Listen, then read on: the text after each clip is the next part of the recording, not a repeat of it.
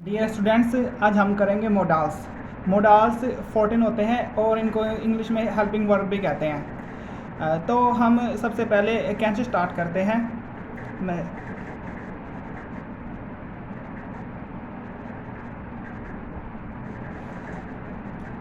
Can का use सबसे पहले एबिलिटी के लिए किया जाता है। जहाँ पर भी एबिलिटी आ जाती है, एबिलिटी कैसे भी हो सकती है, फिजिकल, मेंटल, फाइनेंशियल, किसी भी तरह की एबिलिटी हो सकती है। मैं यहाँ पर आपको एग्जांपल देकर समझा देता हूँ। First example, I can lift 20 kg. It means it shows physical ability.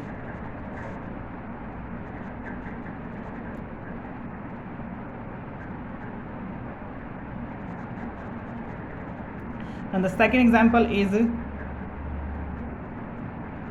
I can solve the sum. It shows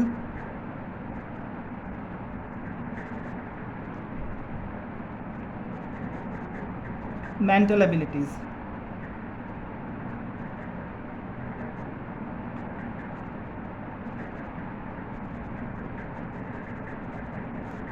okay students, और नेक्स्ट है हमारा could.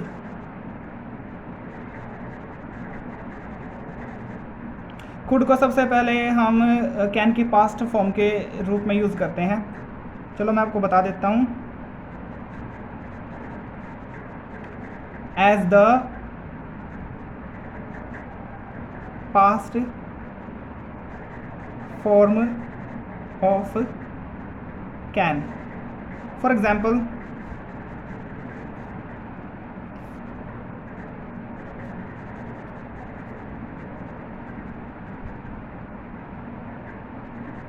I could lift 20 kg। ये देखो यहाँ पर है ना, ये पास्ट की जो एबिलिटी है वो बता रहा है। When he was young। Okay, यहाँ पर है जो इस एग्जाम्पल के थ्रू मैं आपको ये बताने की कोशिश कर रहा हूँ कि जो ये एबिलिटी है ये हमेशा पास्ट के रूप में यूज़ की जाती है। जैसे कि कोई व्यक्ति, मान लीजिए वो पहले नौजवान हुआ करता था, तो वो 20 केजीज उठा सकता था, ठीक है, लेकिन वो अब नहीं उठा सकता क्योंकि वो अब कमज़ोर हो चुका है, बूढ़ा हो चुका है, आप मान सकते हैं।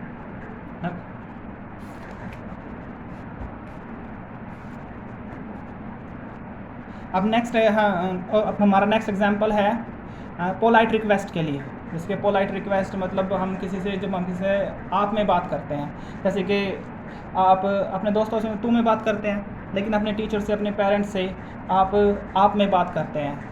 तो अगर मान लीजिए आप मुझसे कुछ मांग रहे हैं, मान लीजिए मुझसे पेन मांग रहे हैं, तो आप मुझे तो तू नहीं कह सकते ना, आप मुझे आप ही कहोगे। तो सेकंड है आपका for the polite request.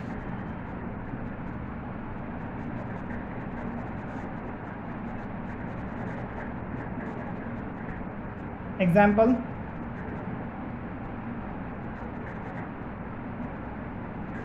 could you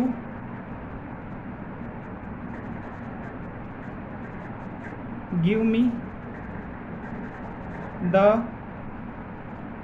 pen sir।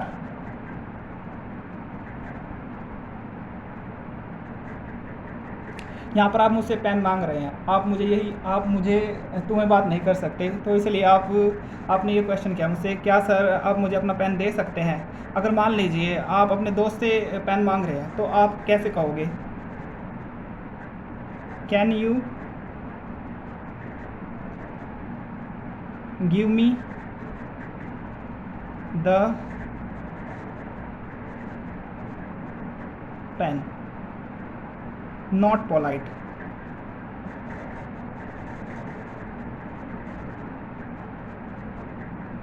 Okay, और यहाँ पर हमने ये जो सेंटेंस है ये हमारा पोलाइट वाला है।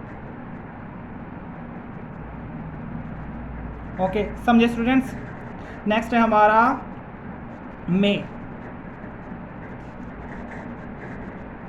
मे का यूज़ सबसे पहले हम प्रार्थना करने के लिए करते हैं, जैसे कि मान लीजिए may you live long, right, may you be prosperous.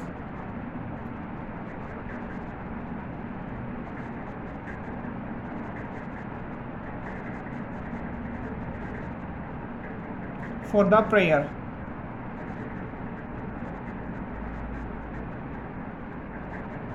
Example,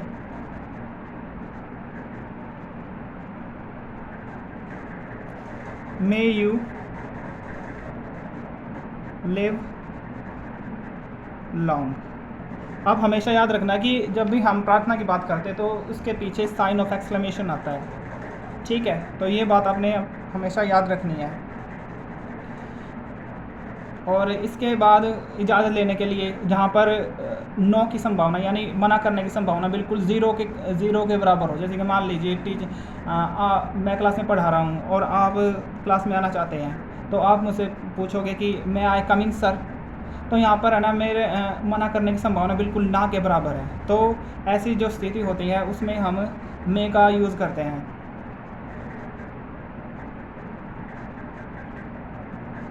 The condition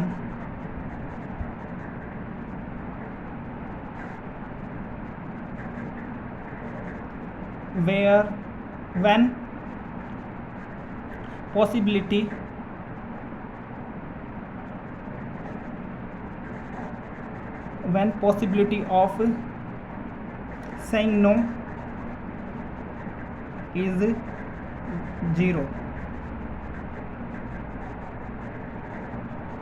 For example,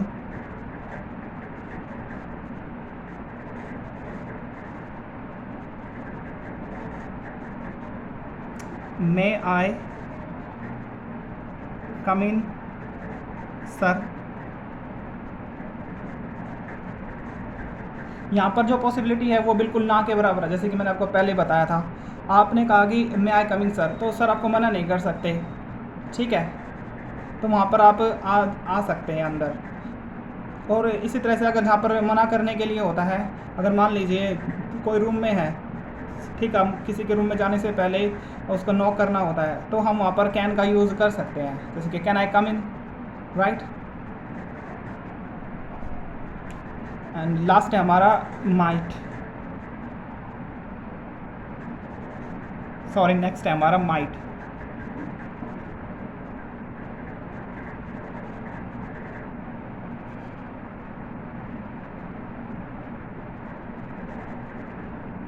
might को है ना मे के पास्ट फॉर्म के लिए भी यूज़ कर सकते हैं, जैसे he said that he might live long, right.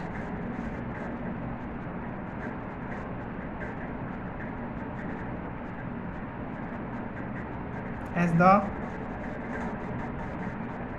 Past form of may.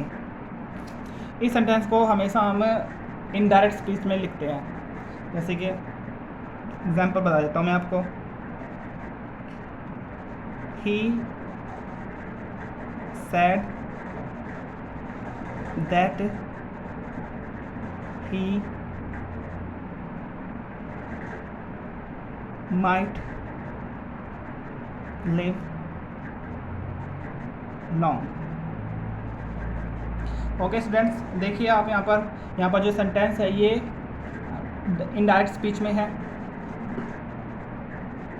Next है हमारा पॉसिबिलिटी, और माइट को हम जहाँ पर पॉसिबिलिटी बिल्कुल ज़ीरो के बराबर हो, जैसे शायद ही हो जाए, शायद ही, जहाँ पर आप हिंदी में भी लिख सकता हूँ यहाँ पर शायद ही।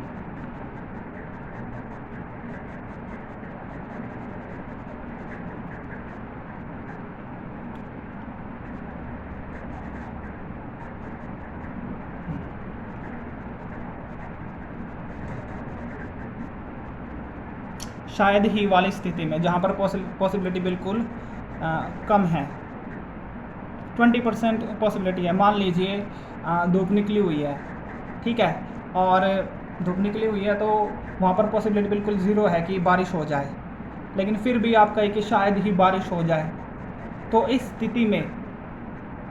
स्थिति में हम माइट का यूज़ करते हैं, इट माइट रेन। इसका एग्जांपल होगा it might rain.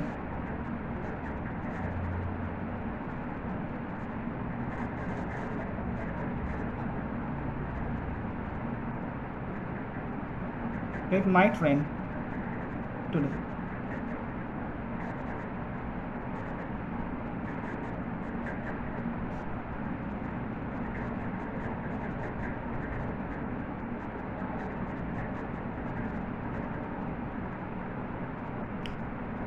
%20 possibility, right.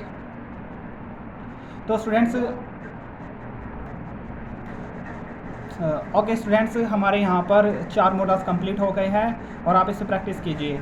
तो मैं आपको होमवर्क दे दूँ कि आपने हर मॉडल के, मैंने 4 करवाए हैं ना, तो आपने हर मॉडल के कम से कम 5 सेंटेंसेस अपनी तरफ से बनाने हैं, 5 एग्जांपल्स अपनी तरफ से बनाने हैं। अगर आपको कुछ समझ ना आए तो वो कमेंट बॉक्स में लिख सकते हैं।